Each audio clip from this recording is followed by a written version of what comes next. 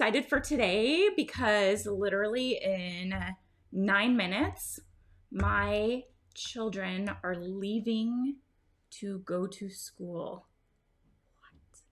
It's been 405 days that my children have been out of school. And today's the day that they are both back in the classroom. It is a part-time, part-time day, part day. My kids are in the afternoon cohort. This is a word that not all of the 8-year-olds know this word cohort. But I can't believe it. I'm so excited. It's so needed. And this is just so wonderful. So we're going to be celebrating a bit today. Children are back in school. Shh. So excited. Okay. Oh my God. It's like all I can think about. But you might hear them leave in about 8 minutes. I'm just going to kind of shout down to them. But I always go live at 11. And thank you guys so much for being here. So if you're watching on my page and you don't know who I am, I'm Jen Burson. I am the founder of a PR firm called Generation PR. I've been running my business for about 16 years. And most recently, I have created a community called Profitable PR Pros. And we have an entire suite of products, resources, and training and all the tools and things you need to launch, grow, and scale your own profitable PR agency. And we also want to help you pitch. We want to turn you guys into pitching powerhouses. And we're able to support you through our membership called the Pitch Lab. And so that's what I have to offer you guys. And we always do a Facebook Live every single week, and it is based on topics that our community is asking about, things they want to know about. So we want to answer your biggest burning questions. And one of the questions posted by a member of our community had to do with clients that have no social media presence. So I wanted to dive into this and give you some strategies for how to approach this, what you should be thinking about, all of that good stuff.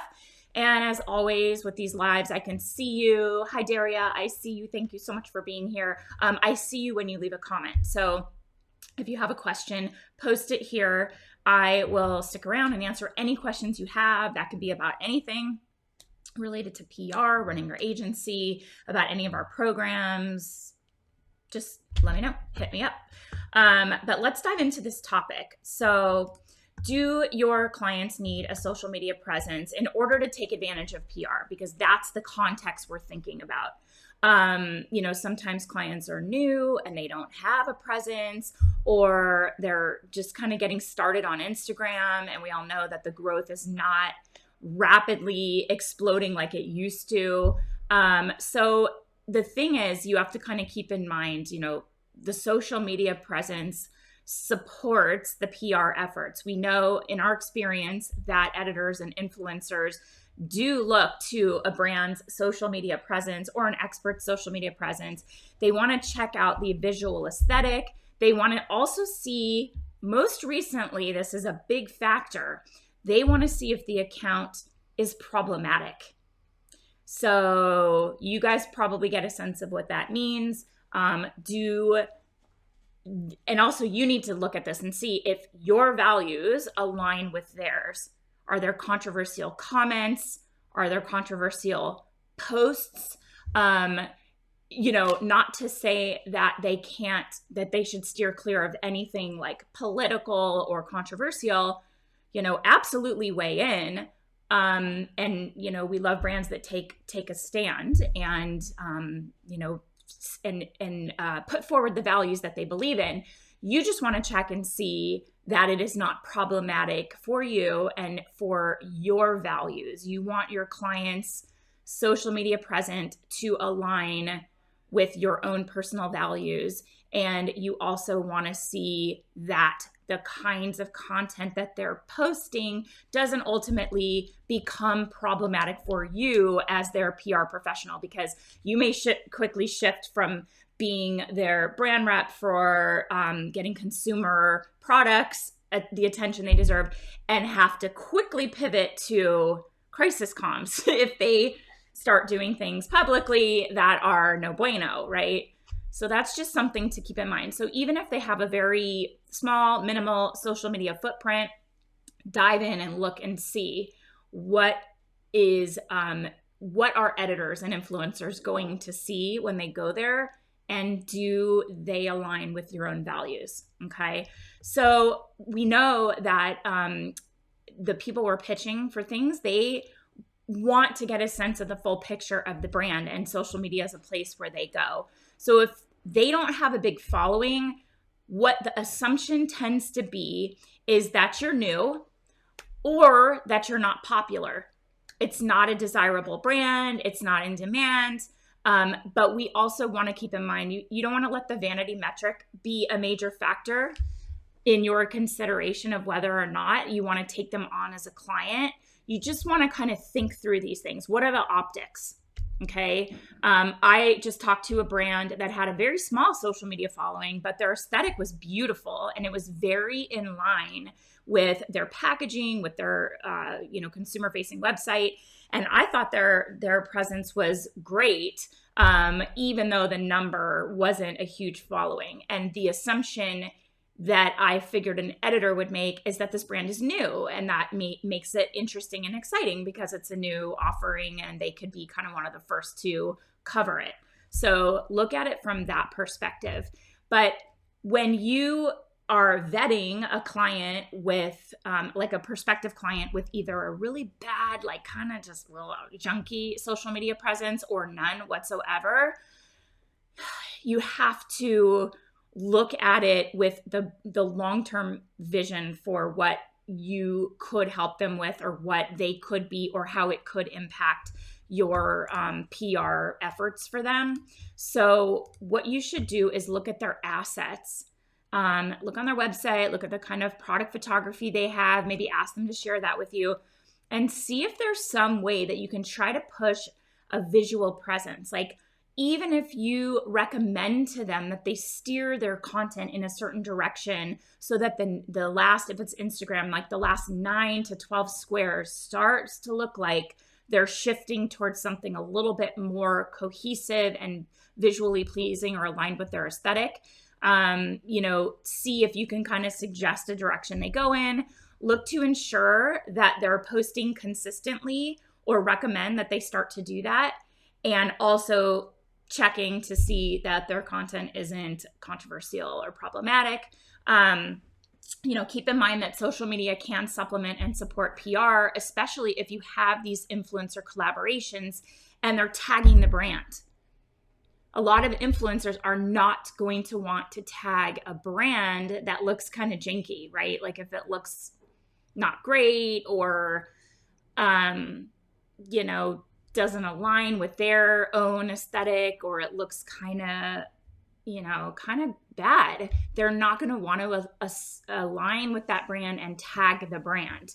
So do you want them to feel really good when they're tagging the brand, or do you want them to look at it and be like, I don't want to tag them, it's kind of not great?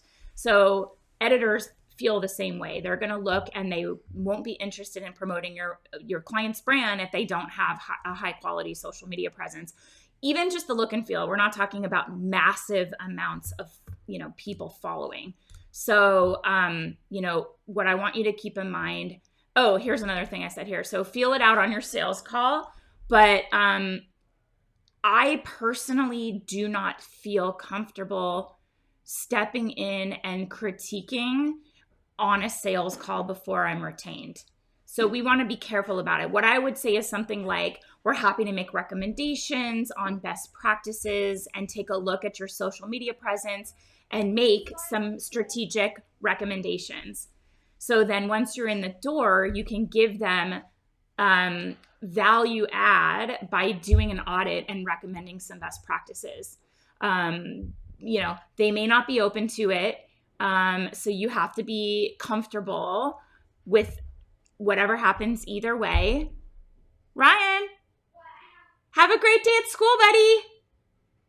I love you. Bye, buddy. Bye, Jack. Sorry if I'm yelling. Oh my God, I'm so excited. Anyway, you may not feel comfortable sticking your neck out and saying that until you're retained, or even after you're retained, you'll get a sense. You get a sense if they're open to, you make strategic recommendations, and you make, things that are gonna kind of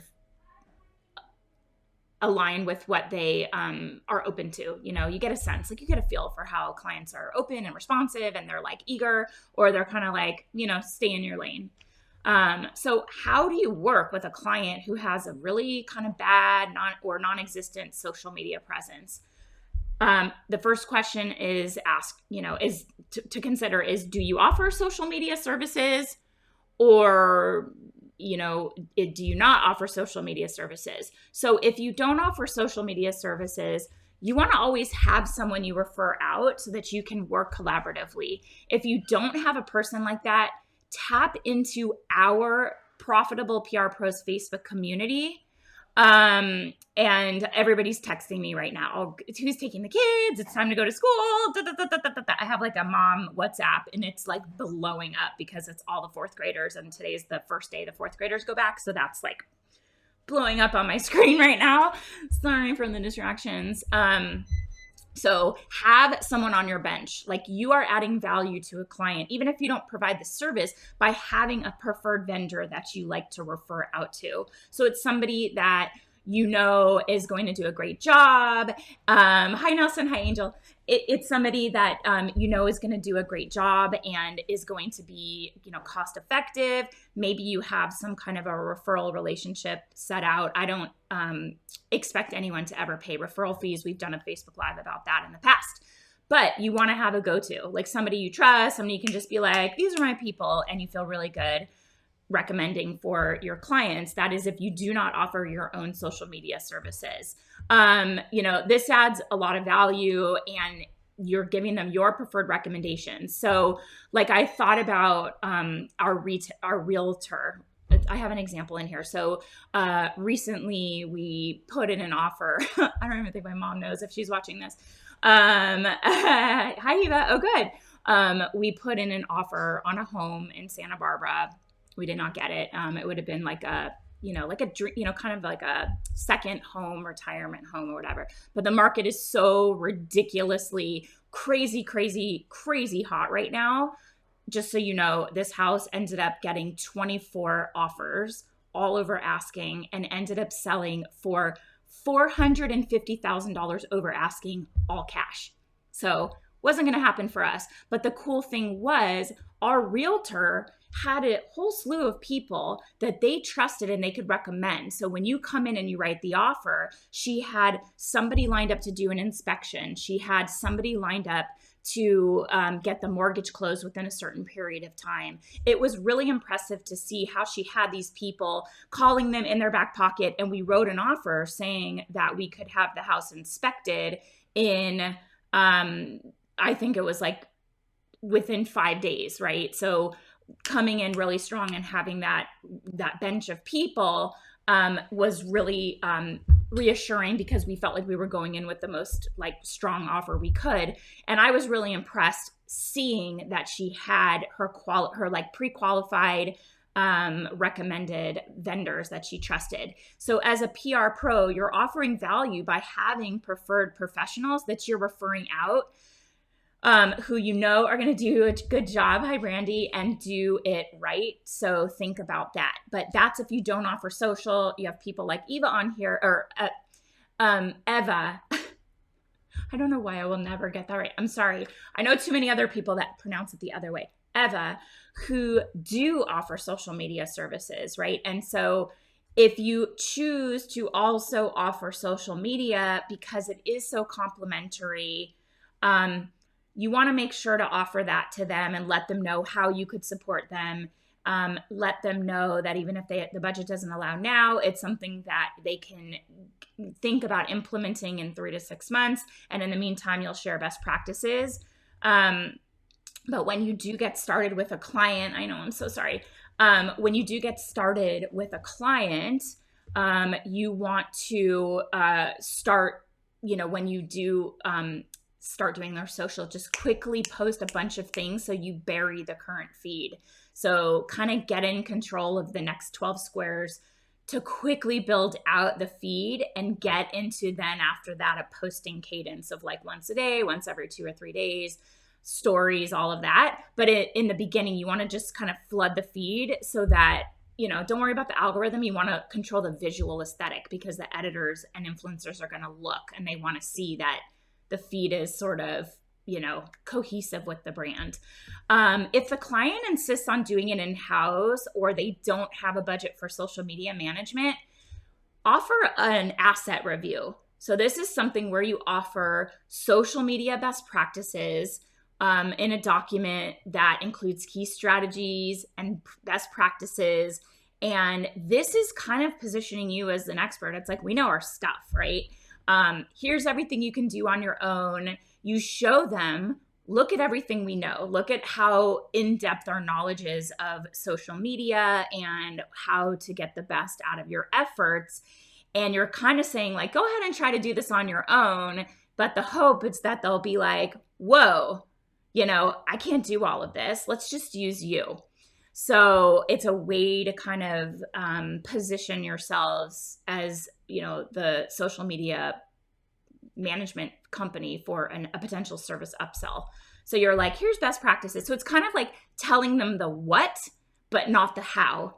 So you give them all of your social media best practices. And we actually just released, or we're working on a resource right now about social media best practices that we are putting together in, I can't remember, I think it's the Agency Accelerator, and I think we just launched it so that you have something that you can tweak and customize and make it your own and really position yourself as an authority so that they will say, oh, well, this is just a lot. We'd love to use you for this.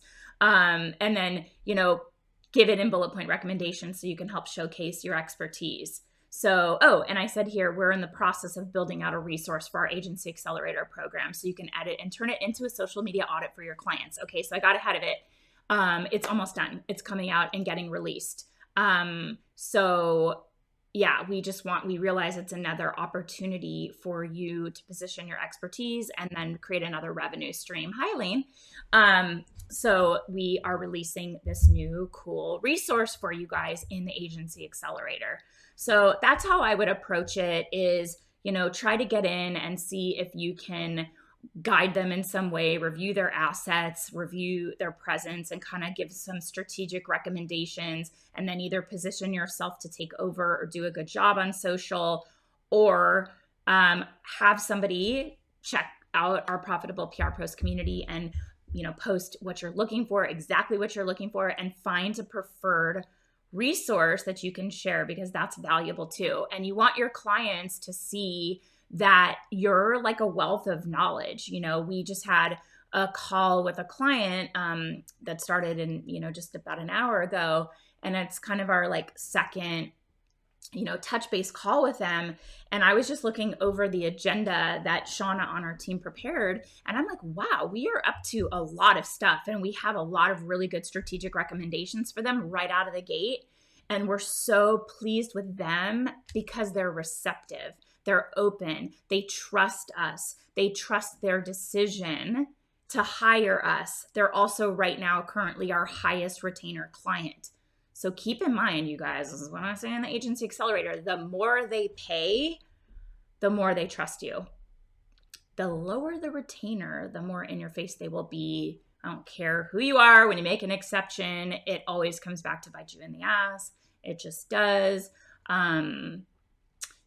So just keep that in mind. That's why I'm always kind of pushing you towards higher retainers for your services so that you start to attract better clients, clients that are really trusting their decision and let you just do your thing. And they do what you tell them to do and they get you what you need to be successful because they're invested, and it's just like a win-win all around.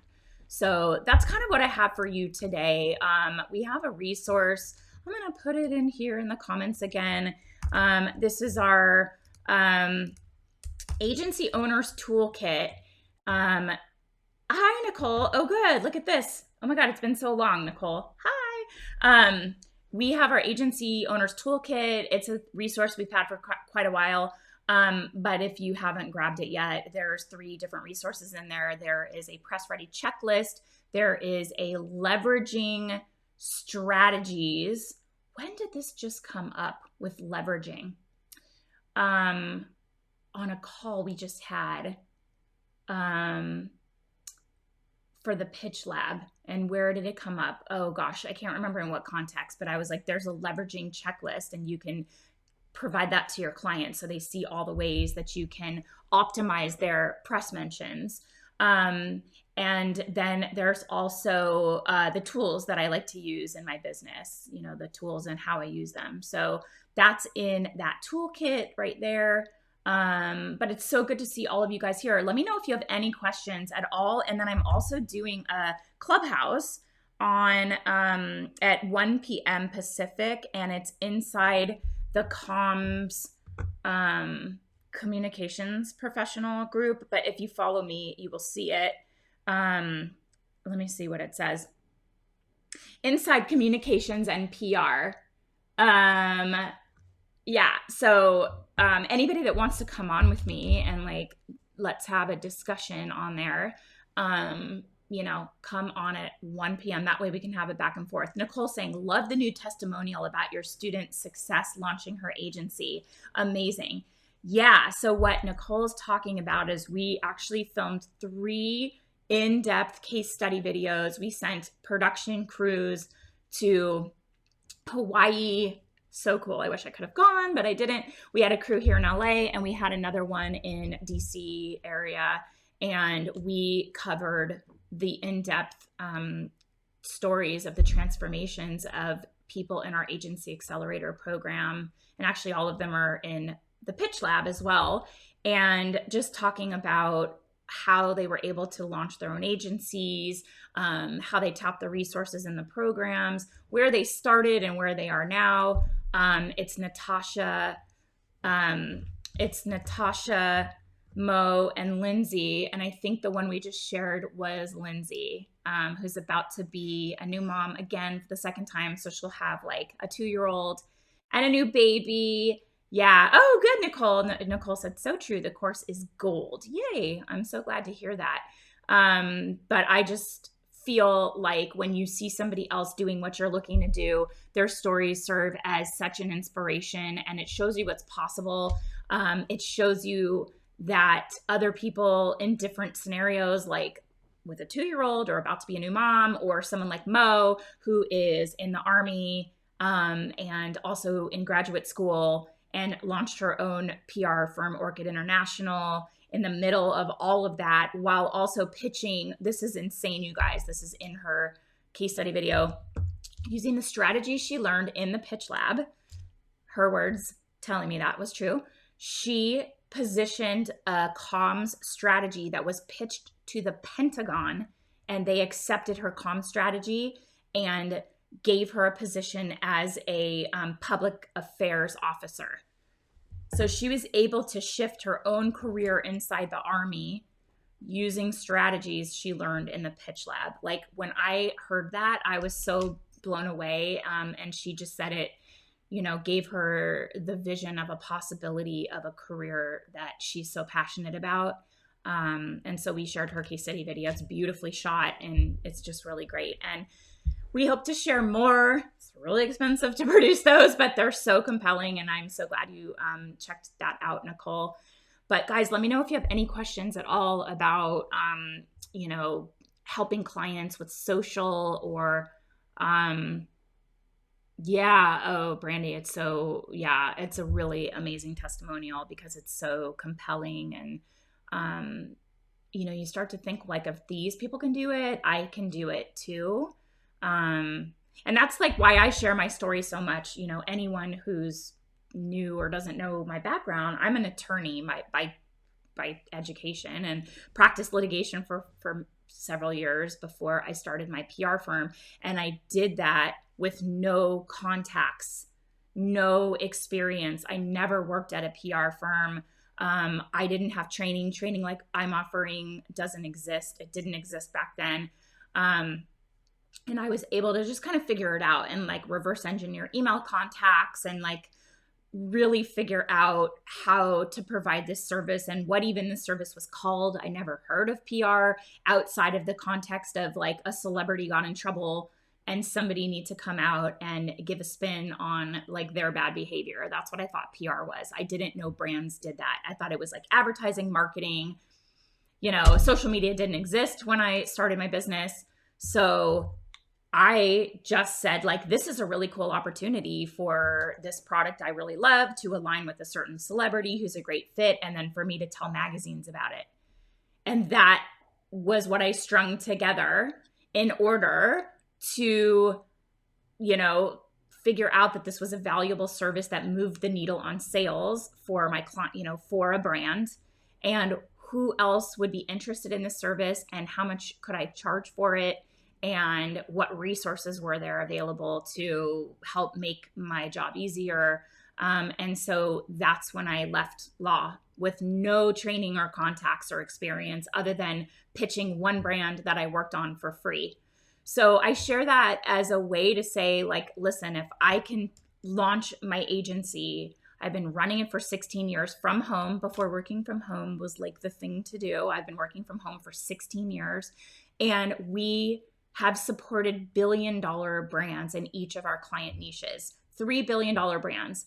So you think these companies can afford to work with anybody that they want, and they have worked with our agency. So we've gotten to that place where we're charging multiple 5-figure monthly retainers. And here's the mom group blowing up right now.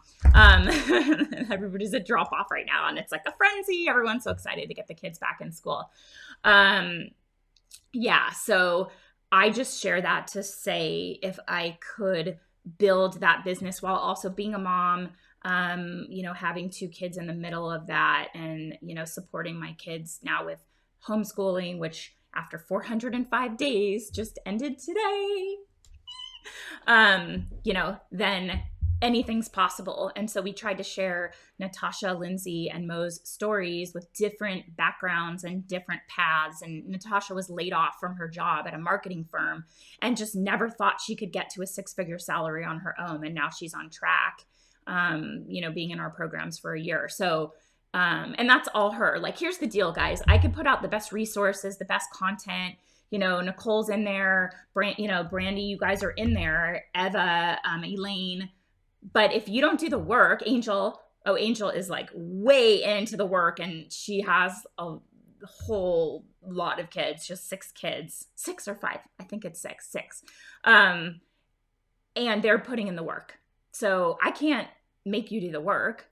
I can only give you the tools and the strategies. So you have to come here willing to do the work. And these women put in the work. They are not afraid of hard work. They are not afraid of implementation.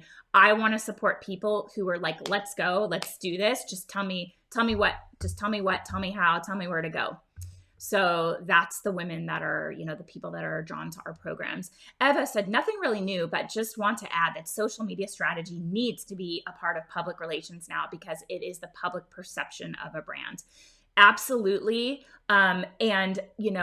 It's its own beast of things that you're offering. So if you don't want to offer that as a core service, then have it. Maybe you have somebody white label. We have a team that white labels. We have a social media strategist that'll do all of the strategy and execution. And then we have content creators. So we have like a studio, a photographer, they have props, they have backdrops, they have, models, hands, go-to stuff that they're pulling together. So we don't do all of that in-house, but we have a preferred agency that we white label with, and it's all cohesive under my agency's umbrella. And there is a little margin on social media, not a lot. The margin in our firm is on PR retainer services. But Eva, I agree. It is imperative, and there's new platforms popping up all the time. How can you support a client on a Clubhouse strategy, or how can you help them implement reels in their Instagram strategy? So it's no longer about the feed, and it's even less about stories. It is about a reel strategy, or getting them on TikTok, which to me, it's like, I don't really want to do that. And Eva said, yes, definitely its own beast. One day soon, I will be doing some white labeling. I prefer pitching. Yeah, our agency, our bread and butter is PR, and social media becomes an add-on service. Although right now, actually, that's celebrity seating. So we haven't done celebrity seating in a really long time. Everybody has shifted to influencers, but we have one brand that came to us just based on some experience, past work we've done. We recently did some stuff with Mandy Moore and got her a product, a breast pump that she posted on her feed. And then we, leveraged that and got it into the media. And they saw that it's a baby and kids brand and they want us to do celebrity seating for them. So if the price is right, we'll do it. So I'll let you know how that goes. But otherwise, we, other than our client that was like a multi-billion-dollar publicly traded company with like a big, juicy, more than 5-figure monthly retainer. Like when I say multiple 5 figures, it was like in the $25,000 range for a month. That was social only. But it was a lot to manage because they had brands. Like we had to get 30 different brands to submit products every single month. It was a beast. They are no longer around because they declared bankruptcy at the beginning of COVID. So wonderful for us to lose that super great retainer, but slowly clawing our way back. So yeah. That's the only, my point in saying that was really the only client we've ever taken on for social media only. And I'm telling you, these brands cannot do it in-house. They cannot figure it out. So if you specialize in that, in content creation, it's that content piece that they just cannot figure out. If you can do content creation, man, you are so well situated. But yeah, anybody have any other questions? And I hope you can join me at 1 p.m. Pacific on Clubhouse in the Communications and PR Club. We're going to be talking about the same topic. What if a prospective client's social presence is less than ideal? When I say that, it's non-existent, low follower count, bad visuals, or problematic content. What do you do? Can you support them in a PR capacity? For me, if I see a brand and their values do not align with mine, I'm out. So yeah, I kind of check for that because I'm pretty vocal about my values and, where I stand and what is important to me. And if I see that a brand isn't aligned with that, then I'm out of integrity if I work with them, if I support them, because I have to passionately believe in them and their cause, their mission, who they help, how they help them, what they're all about. I want to love the company and the founders and the team I work with. And if we're really out of alignment, then it's a no for me, dog. So anyway, yeah, let me know if there are any questions. Quite a few of you guys are on here. Wow, I just saw the number. So I'm here. Type in your questions. I'm going to be enjoying. So my housekeeper's here right now and she's so wonderful and I love her so much. And she is like a part of our family. So I'm technically not alone in the house, but my children and my children are in school for 3 hours and my husband will be at work. And so technically I will have 3 or so hours alone in my home to myself, which has not happened in 405 days. Like I cannot express to you how excited I am. And like, I'm probably just going to sit and work, but it's going to feel a little different. It's going to hit a little different today. So I'm so happy. I'm so happy. My children needed to be back in school. They need to be around other kids. It's been really hard. So, anybody that's here, if you have any questions at all or want to talk about anything, questions about our programs, questions about what might be the right fit for you, where to get started, how we can help you, where maybe you're stuck in your career or with a client or anything, just type it here. I'll hang out for another minute or so. But I really appreciate you guys coming and showing up every week. It really means so much to me. This community is everything. We have people all over the world. It's so cool. We have Erin Carey in our group who is in the Azores Islands on a boat, literally running her PR agency from a boat. She was just featured in Forbes, and she's supporting her family while they live on a boat. Like, she does not have a place to put a chair. So she sits on the edge of a counter and works on her boat in the Azores Islands, and she's living her dream and using our programs to help figure out how to do that. Like, to me, that's incredible. We have women in Bosnia and Herzegovina. We had somebody join from where were they recently? We had Colombia, we had Brazil, we have New Zealand, we have anyway, all over the place. So on our website, you can see a whole map of like some of the select places. And now we're serving people in 27 countries. I love that so much.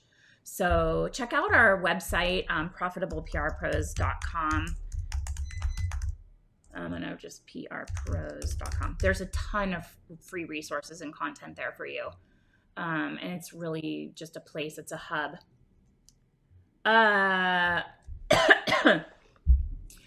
Does the real estate industry require a different PR approach? I mean, yes and no. The fundamentals of PR are across the board. It's timing, relevance, it's pitching the right story to the right person at the right time. It's exactly what we teach inside of the agency accelerator, or lies inside the pitch lab. That's what we're teaching you, is how to master the art of timing and relevance. So it's about positioning your clients. I'm assuming they're agents, or brokers, and they would provide some expertise, checklists, what to look for in an agent, how to get your home ready for a sale. It's like pitching. And right now it is a hot industry. So I don't know if you were here when I said that we like put in an offer just to see what would happen. I was like, the chances of getting this are slim to none.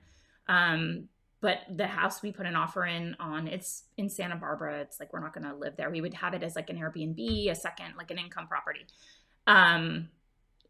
24 offers, all over asking. It went for $400,000 over asking, all cash. You can't compete. So if you have a client that can speak about what the market looks like, how COVID affected the market, it's really just about the right pitch angle. So we, Adebayo, I hope I'm saying that right. We teach that in the pitch lab and give you monthly ideas for how you can position your clients to master the art of timing and relevance for long and short lead. We do that every month. We give you the right angles at the right time so you can plan your content and your pitches. So yeah, it's the same principles.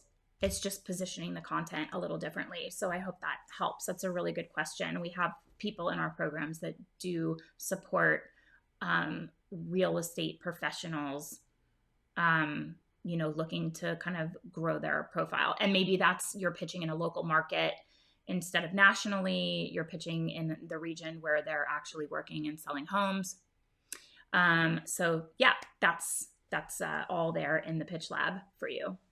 But anyway, guys, thank you so much for being here. I'm going to just enjoy the next 3 hours of peace and quiet in my home with no children for the first time in 404 days, all to myself. It's just too good to be true. It's amazing. So yeah, let's keep these kids in school and hopefully get them in a full day soon, because it's really helpful for them. I guess the pitch lab details are right there in the link you shared. Yeah, click over to programs and then click on the there's a information page for the pitch lab, and there's a ton of like content. There's a whole sales page on it with a lot of information. And we just released our May execution plan. So it's like still early. It's really good. It's like 48 or so pages of content. I think I don't have it on my desktop, of timely, relevant story angles, holidays to think about, themes, topics, long lead, short lead, looking into the future, planning, blah, blah, blah, blah, blah, and all the like social media holidays and themes. And it's really good and comprehensive. So you can still get the May execution plan. And then there will be one for June, and so on and so forth. So, all right, guys, have a great day. Come join Clubhouse 1 p.m. Pacific. Really appreciate you being here and hope to see you soon. Bye, guys.